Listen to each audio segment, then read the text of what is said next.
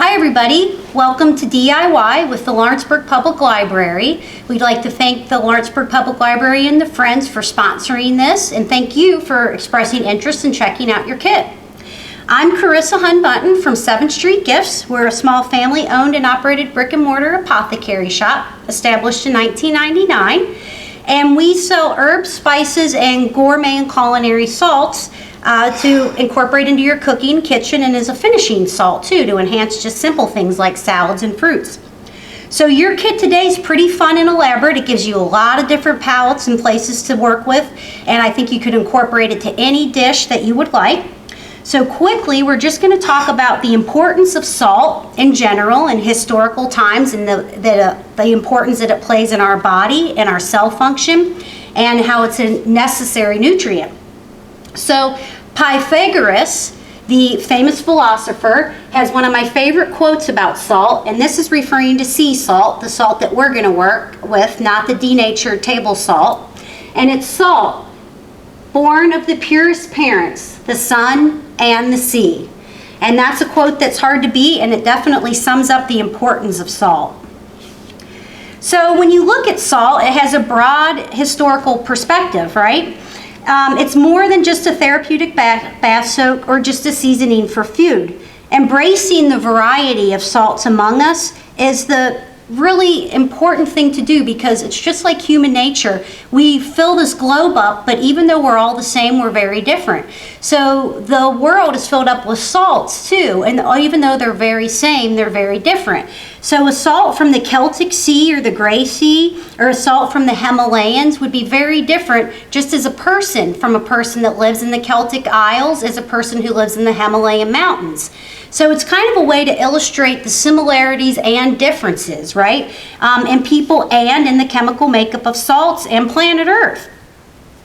So even amongst diversity, salt is a universal need and want.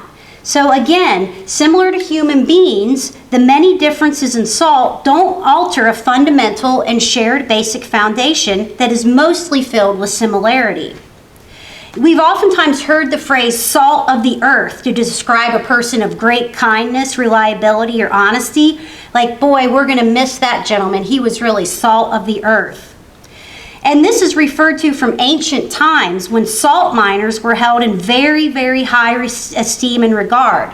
They were as important as doctors and philosophers and poets and teachers in their community, because the commodity of salt was so valued and so valuable. So a salt miner, as with salt, was considered among one of the highest positions you could hold. The word salary comes from the Latin form of salt, because salt was valued and traded so much that it was coveted and considered equally to currency.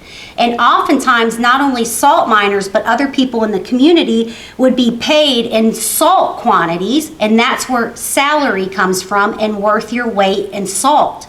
So could you imagine being a salt miner?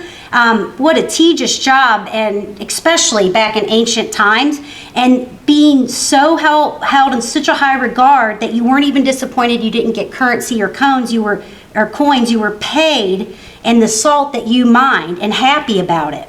So it's something to think about.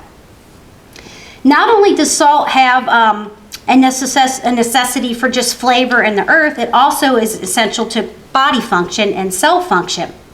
And it's been known from the very beginning of humankind to this very moment in time as a preservative, a cleanser, and a detoxifier. So salt possesses properties that remove toxins while nourishing at the same time. So not many things can pull things out while giving things back. It's called remineralization.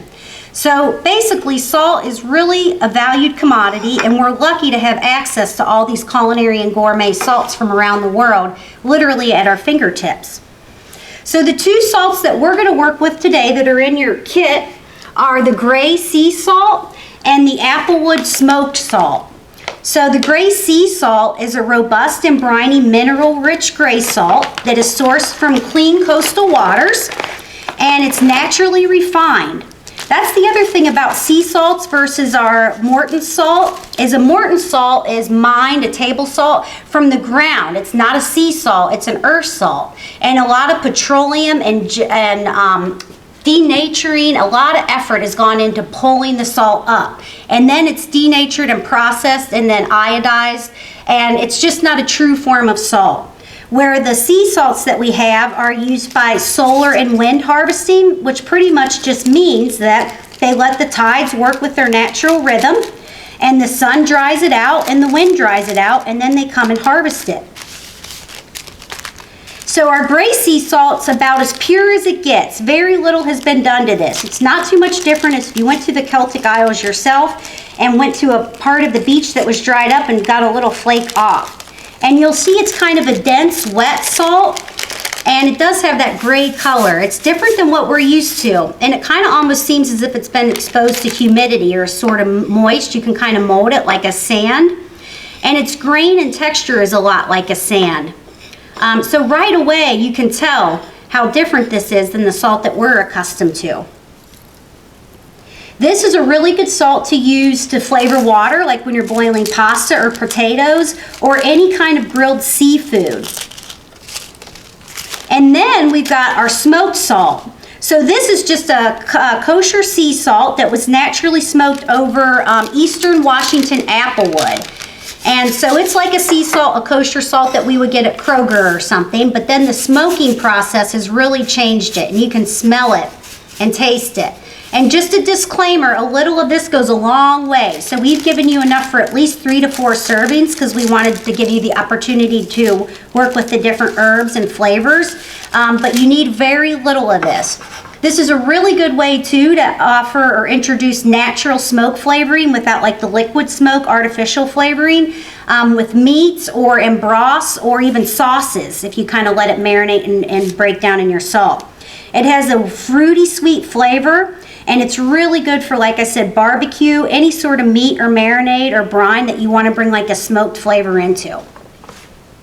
So now that we have our gray sea salt, now that we have our gray Celtic sea salt and our applewood smoked salt, these are going to be our bases, right, or our carrier.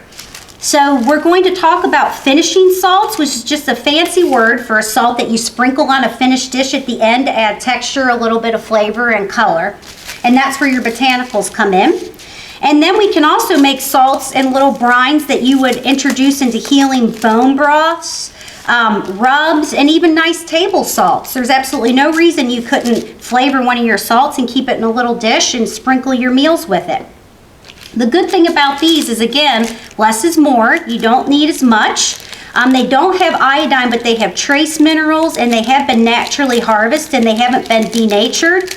And generally, if you have a well-rounded diet, you don't need iodine supplemented salt any longer anyway. That's kind of a days gone by thing. So one of the herbs that we brought here is the Herbes de Provence, the typical blend of rosemary, sage, lavender, and thyme. It's a common blend. These are all certified organic, obviously food grade, and you can smell it right away. Now, if you don't have a fancy mortar and pestle at your house, that's okay, and if you do, you may use it. I just like a spoon or a knife or super clean hands. I've scrubbed up and sanitized a million times, and I just kind of like to bruise it to lacerate those dry herbs and let the oil and the fragrance come out and just kind of get things rolling. Now, the ratios are up to you. If you're going to make this a big roast and a big marinade, you know, like a 4 or 5 pound, and it's going to sit for a few days, I would use all of the herbs and maybe half of the salt and really rub it and get a strong like basting flavor. Now for a finishing salt, you may just want a tiny little pinch of that and a tiny little pinch of this for a nice flavor and texture, but not as much as you would do for like a marinade rub or a brine. What's kind of fun is it's sort of folk medicine and folk art and cooking. So the recipes and the quantities are kind of up to you to determine your own palate and your own family. So our Herbes de Provence, and that's really good on like rich roast, lambs, things of that nature, and it makes a really good base for a broth. And then little Owen, my little 12-year-old boy, worked really hard. Let's see, 1, 2, 3, 4, 5, 6, 7 little envelopes, and he wore his little mask and gloves, and he weighed everything out. He did the cayenne pepper, and this is a 35,000 BTU. So if you're in the world of peppers, you know that's about a half grade in heat units. They go up to about 90. So it's a middle of the road. If you were at a restaurant and their spice scale was 1 to 5, this would be about a 6. Now this would really be good for like a chili, right? To bring in a base with your Celtic Grey, because remember how we talked about that does good with broths and bases and as a brine. Also a rub if you want the heat. I would really use this sparingly because it's a strong heat and it's a long-lasting heat. So once you have it happening, you're in it to win it for about 4 to 5 minutes. So again, we're working with our gray sea salt, our applewood smoked salt, our herbs de Provence, and our cayenne powder that's a 35,000 BTU. Now just for something fun and a little more flavorful, we have plain lavender flowers. They are incorporated in your herbs de Provence, but they are a nice standalone. The other thing, to go off subject a little bit, if you had a little sugar around and you wanted to do a sweet and salty, like our 5 flavors, right? You can infuse these lavender buds into sugar, and they make a really nice lemonade sugar or tea sugar too. So there's our lavender buds. We gave you extra because I know these Lawrenceburg folks love their lavender and we want to spoil you. You're worthy. And same thing, a mortar and pestle or a spoon or a knife or super clean kitchen hands, and you just like to bruise and lacerate that and open those little buds up, release the flavor and the oils, and it just enhances everything. Now the smoked salt with the lavender would be out of sight if you wanted to incorporate like a kind of a blander fish or a white meat and bring in some flavor and color. You could use it as a finishing or mix it with oil and rub your fish or your like piece of light chicken with it and then grill it or sear it really quickly. Lavender too has an astringent, strong flavor, a really good one, but I would start with little pinches and test your palate and then build up. Then black and white sesame seeds, open sesame. There's a really fun recipe in your brochure that tells you how to mix your salt and your sesame seeds together and roast them, kind of like in the oven, kind of like a granola, and use it as a sprinkling finishing salt. And this is a really good salt and sesame seeds to put on breads. I know a lot of us being home more now have baked a lot more than we have in a long time, myself included. So it's really nice to mix like this. You could do the smoked salt with bread. I haven't, but I bet that would be delicious.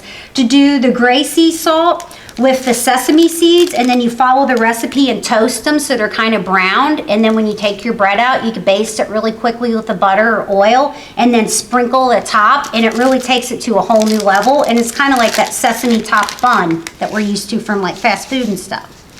The sesame seeds that we have here are black. They're more gourmet. They're unhulled. They're less denatured. Now in your kits, you'll see that you have some white ones too. And the white ones have just been hulled or cracked open. They're the kernel or the meat. They do have different flavors.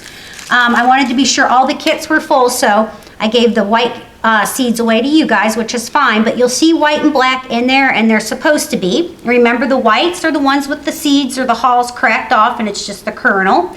And the blacks still have the hull and the outer coating. Kind of like a sunflower seed. And then Dalmatian sage, especially with the holidays coming up and turkey and Thanksgiving. It's a strong flavor, excellent for stuffings. It pairs really well with poultry, pork.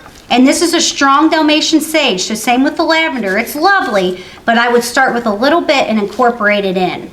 Now, if you did the Dalmatian sage with your smoked and did like a turkey brine with that, it would be incredible. Now, if you were going to do a turkey brine, I would use all the salt and all of the sage, because a brine is a strong like concoction or tea that it soaks in, and then you rinse it off and you don't like cook it in it. But if you wanted to do a rub, I would do about half and half proportion, because again, this is a really strong sage flavor. So you can use these for marinades, grilling as a fancy finishing salt, just to top a simple dish and kind of take it up a notch. And everything is certified organic, as pure as form as it can, and it's a denatured or a natural salt versus a denatured salt. So it's kind of cool to think of people, salt miners, right, and harvesters going to the Celtic Sea and just waiting for the tides to go down and the sun and the wind to dry it up, and chipping off big flakes, coming back and pretty much just mortar and pestling it and packing it up. And then the applewood salt, so good, coarse sea salt, Pacific Northwest, and I imagine a fire there full of applewood smoking salt all day would be nothing but wonderful. So here's your culinary seasoned salt kit. You kind of have a lot of freedom and flexibility to bring in the flavors you want to your palate. Again, the gray sea salt and the applewood smoked, and then you've got this really cool brochure that came from our Frontier Food Co-op that tells you recipe ideas, suggestions about other salts and the differences in textures, and a lot of really cool historical facts. So enjoy your salt kit, and the good thing about it is salt doesn't go bad, indefinite shelf life, and if you keep your herbs sealed up in their food grade wax envelopes, this should carry you well into next year with your seasonings and spices. So this concludes our seasoned salt kit DIY, and again, thank you to Lawrenceburg Library, and certainly thank you to you, and I hope you enjoy cooking.